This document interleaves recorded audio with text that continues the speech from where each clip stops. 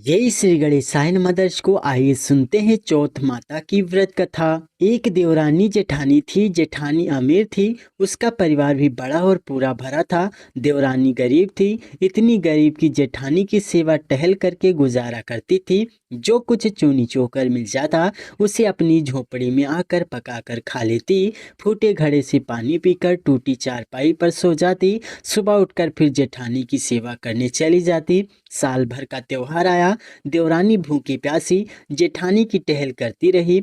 रात को जब आने लगी तो और दिनों की तरह चूनी चोकर भी नहीं दिया।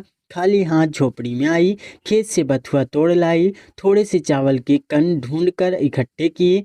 कण के लड्डू बनाए। बथुआ बनाकर रख लिया। रात को सकट माता आई। टटिया की ओर खड़ी होकर बोली, ब्रह्मणी खोलो किवाड़ा। देवरानी बोली, चली आओ माता, किवाड़ा कहाँ है? भीतर आते ही सकट माता ने कहा, बड़ी भूख लगी है। देवरानी ने कहा, माता जो कुछ दिया है खाओ। कन के लड्डू और बथुआ के धोंधा आगे रख दिए। जब सकट माता छक्कर खा चुकी तो बोली, पानी तो पिला। देवरानी फूटी गगरी ले आई। पानी पीकर सकट माता ने सोने की इच्छा की। उसने टूटी खाट बता दी। थोड़ी देर सोने के बाद सकट माता को टट्टी लगी। उन्होंने पूछा, टट्टी कहाँ जाऊं?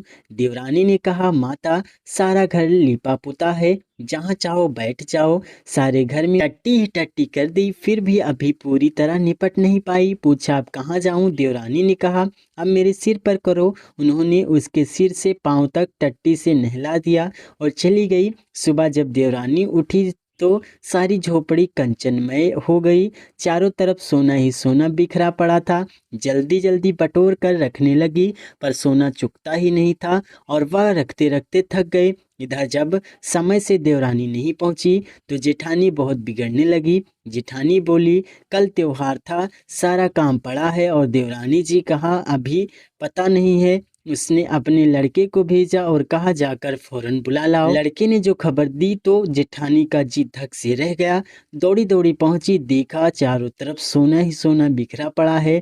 देवरानी से पूछा, किसको घूसा किसको मूसा? देवरानी सहज भाव से बोली, ना किसी को घुसा ना मूसा, यह सब सकट माता की कृपा है। जेठानी ने पूछा, ऐसी क्या सेवा की तूने जो सकट माता प्रसन्न हो गई? देवरानी बोली, मैंने तो कुछ नहीं किया, केवल कन के लड्डू और बथुआ के धोंधा दिए थे खाने को। इस प्रकार उसने सब कुछ बता दिया। जेठानी घर आई और गरीबों की तरह रहने लगी। साल भर बाद जब सकट माता का त्योहार आया तो देवरानी की भांति कनक के लड्डू बनाए और बथुआ के धोंधा बनाए। फूटी गगरी और टूटी चारपाई रख दी और सकट माता की राह देखने लगी। रात में सकट माता ने दरवाजा खटखटाया। जेठानी ने कहा, माता की वाणी कहाँ है? टटिया खोल कर आ जाओ।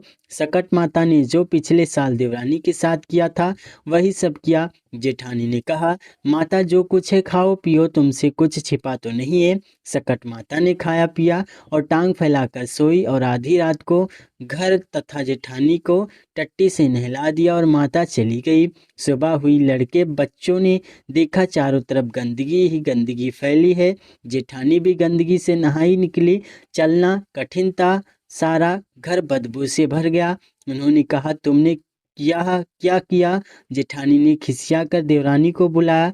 देवरानी आई। जेठानी ने बड़े ताने से कहा, तुमने जो कहा था वह कुछ ना हुआ। देवरानी ने कहा, तुमने तो बहन गरीबी का नाटक किया था, तुम्हारे पास तो सब कुछ भरा था। इसी से सकट माता अप्रसन्न हुई। मेरी गरीबी में उन्हें दया आ गई और सब कुछ दे दिया। तुमने तो मेरी नकल की थी, इसी से ऐसा हुआ है। एक बार सभी प्रेम से बोलेंगे, सकट माता की जय।